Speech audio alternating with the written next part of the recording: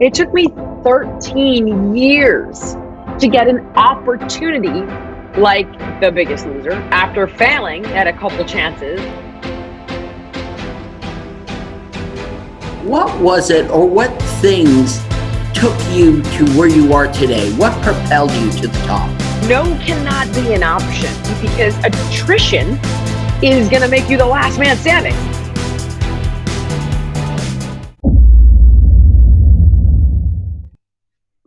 Hi, I'm David Paul Vella, and I'm here with the famous and great fitness trainer and certified nutritionist. I need a few vitamins here to keep my speech going.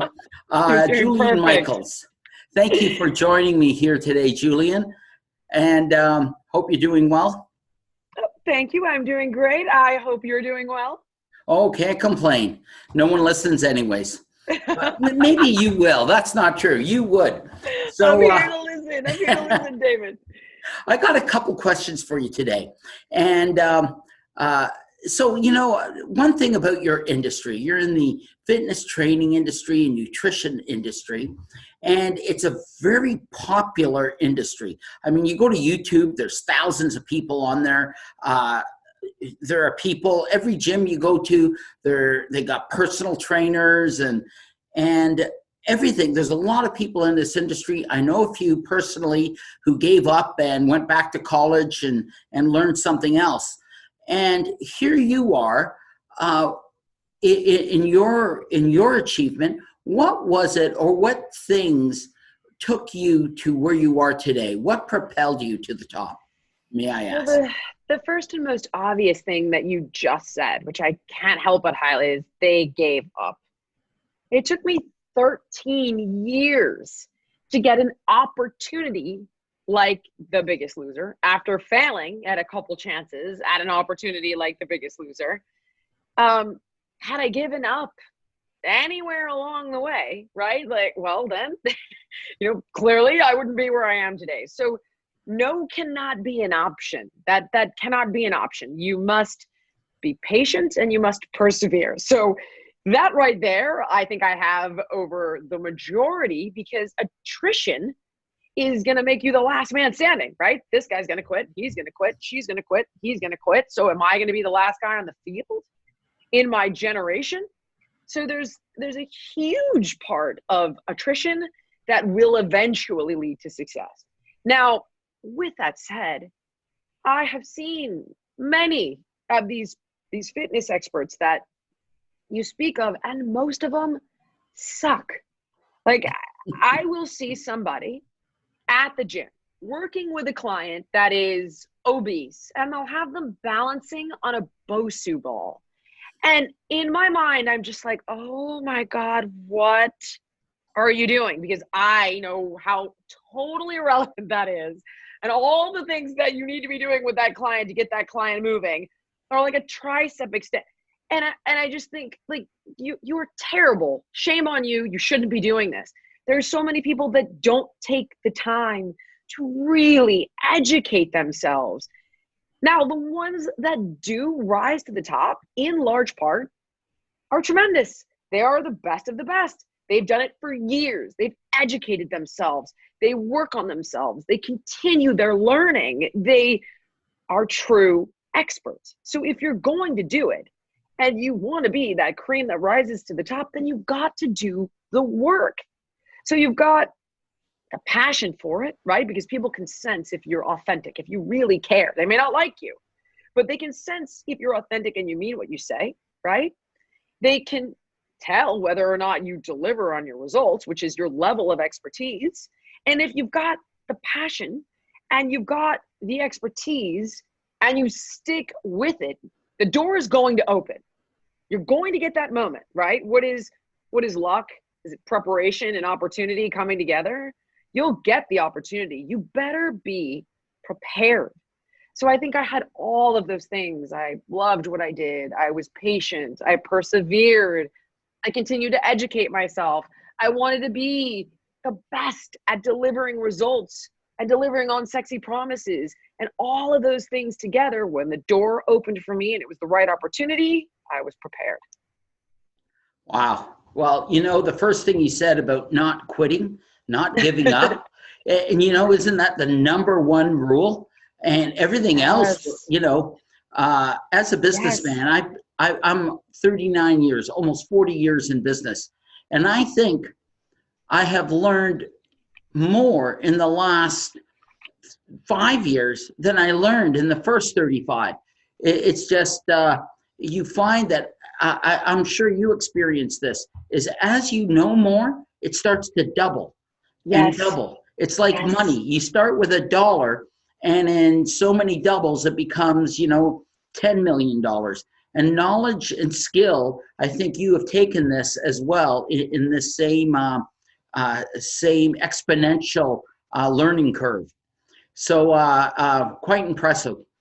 I have another question, if I may. Please. Um, I'm loving this. I'm like, I'm ready. Hit me. um, like in today's world, everybody's a critic. I have a very good Jewish friend who says God doesn't judge us until we die, but everybody judges us every moment of our life. And it doesn't matter what you say. If somebody's offended or somebody thinks, oh, well, you shouldn't say that, it's their opinion, and they speak it out. At the same time, the right that they have to speak. I might not like what they're saying, but I'm happy for their right to free speech. I agree with you completely. But I am still, 100% with you there. That is as a part of person, that's that is the First Amendment. It's tolerating people saying things you don't like. I agree with you, and being mature enough to do so. it's just on a personal basis. It can hurt you. It's hard not to take things personally. My father-in-law used to tell me, don't let the buggers get you down. I hope I could say that word, but Absolutely. This is your show. Say whatever you want. I hope I'm not offending anybody, but he was a 6'4" British-born man who used to say that, and I've lived by it for the longest time. But how do you deal with criticism, both on the personal side and the public side? Well, I've had a very long time to acclimate to it. So keep that in mind. First, I'm very lucky to, this is going to sound ridiculous, but my mother is a psychoanalyst. And I understand that when somebody is criticizing something about me, it's always about them. So it could be coming from envy. It could be coming from something in them that they don't like, then they see in me. So it's like if we don't like weakness within ourselves and then we perceive weakness in somebody else and then we attack it, right? Because we're insecure about it in ourselves. So in large part, I filter it and I'm like, all right, does this ring true to me? No, that's about them. Does this ring true to me? No, that's about them. But if there is something, right? Someone's like, I didn't like that, you said this about that. If I go, you know what? They've got a point. Why did I say that? Or, you were wrong about that. Like, am I wrong about that? Did I make a mistake? Has science changed? Is there new information? I will always look if there's a kernel of truth. So you've got to have the ego strength to say, all right, that's about you. That's not about me, right?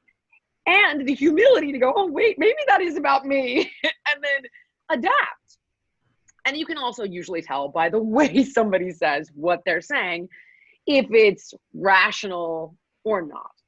Now, with that said, there is another barometer that I utilize at all times, and it is about empirical fact, data, science. So if I know that what I am telling you is the truth, and I know that and there is just, I'm sorry, in life, there's truth. The world is round.